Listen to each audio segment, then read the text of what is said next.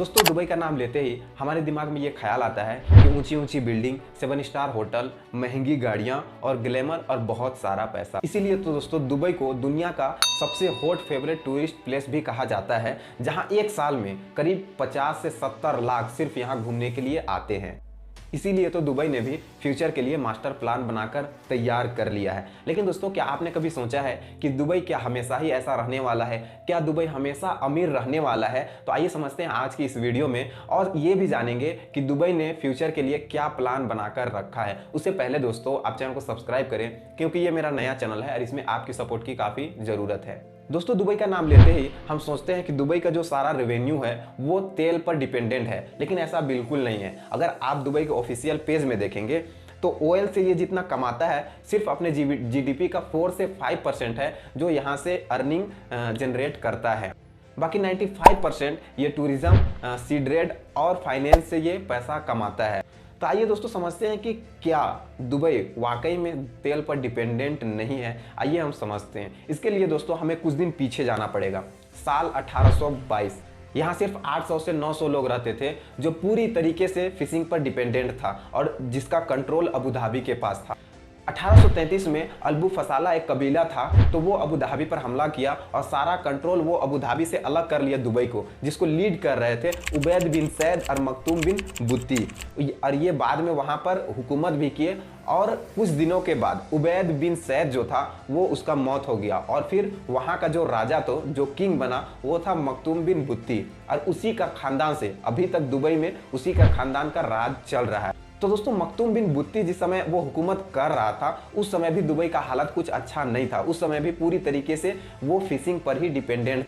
लेकिन दोस्तों अचानक में 1908 में एक भयानक तूफान आया और जो दुबई का जितना भी शिप था जो समंदर में जाते थे मछली पकड़ने के लिए, वो जितना शिप था वो तबाह हो गया, यानी खराब हो गया। उसके बाद 1929 में एक पूरी दुनिया में इकोनॉमिकल क्राइसिस आया और ये इकोनॉमिकल क्राइसिस इतना भयानक था कि दुबई को पूरी तरीके से हिला दिया था। ये पूरे वर्ल्ड को पूरे तरीका से हिला दिया था, इतना ज़बरदस्त इकोनॉमिकल क्राइसिस आया था।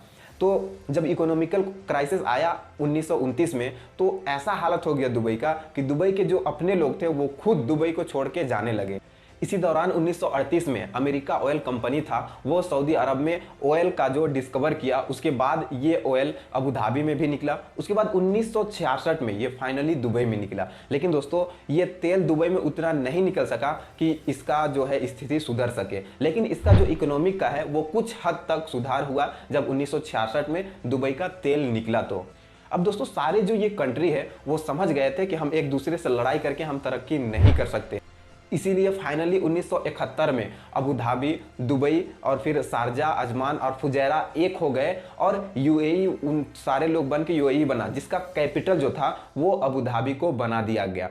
और ये उन लोगों का टर्निंग पॉइंट था। अब दोस्तों ये जो आप सारा जो इंफ्रास्ट्रक्चर देख रहे हैं, बड़ी बड़ी बिल्डिंग देख रहे हैं, ये जो एयरपोर्ट देख रहे हैं, एयरलाइन देख रहे हैं दोस्तों, ये सारा फंडिंग जो है अबू धाबी ने दिया बनाने के लिए, क्योंकि सबसे ज़्यादा जो तेल निकला था ना वो अबू धाबी के पास निकला था, इसीलिए वो फंडिंग किया, तब ये बड़ा बड़ा इंफ्रास्ट्रक्चर बनकर तैयार हुआ।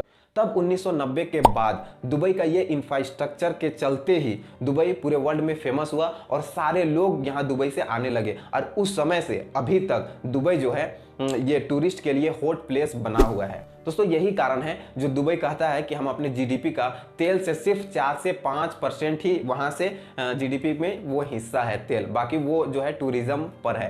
लेकिन दोस्तों आप सोच रहे होंगे कि क्या दुबई हमेशा ऐसा ही रहने वाला है? क्योंकि आप देख रहे होंगे कि पूरी दुनिया अभी टूरिज्म पर बहुत ज़्यादा फोकस कर रहा है, बहुत बड़े बड़े अपकमिंग प्रोजेक्ट बना रहा है ना। और ऐसे में अभी आपको पता भी होगा कि जो तेल है, वैज्ञानिक ने बताया है कि तेल भी कुछ दिनों के बाद यहाँ ख़त्म होने वाला है। तो क्या दुबई ऐसा ही रहेगा या फिर गरीब हो जाएगा?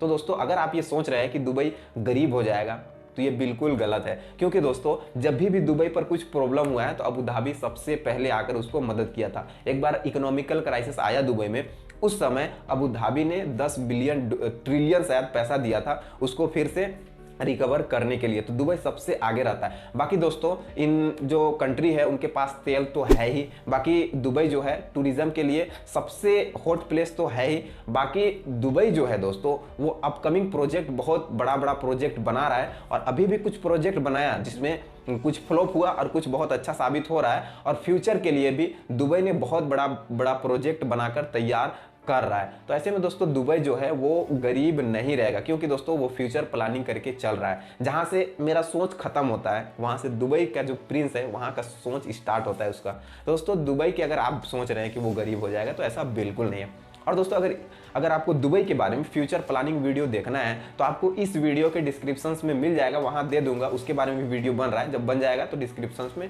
मैं दे दूंगा, अगर दुबई के फ्यूचर प्लानिंग के बारे में देखना चाहते हैं। तो दोस्तों ये वीडियो आपको कैसा लगा आप कमेंट बॉक्स में जरूर से बताएं, और ये मेरा नया चैनल है तो चैनल को सब्सक्राइब जरूर से करें।